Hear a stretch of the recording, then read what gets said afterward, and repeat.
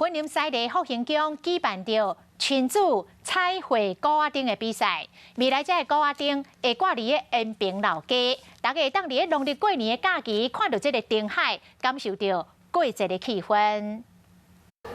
大人带囡仔举笔拄的古仔灯，同时嘛写新年的祝福，会使伫庙前参加这个亲子活动，大人囡仔拢感觉真欢喜。你画的是什么？老虎，今天是虎年。我们每年都有带它来画。为了迎接过年甲元宵，西里复兴宫举办亲子彩绘古仔灯的比赛，有真侪家庭来参加。我们会请老师来评分之后，我们会在除夕夜跟元宵公布这些奖项。在过年跟元宵的期间，会把灯然后吊在我们延平老街跟福兴路上，所以欢迎大家就是过年期间都可以来这边看灯。过年时啊，若去西里复兴宫甲延平老街行村，就使欣赏到这个古水阁有创意的古仔灯。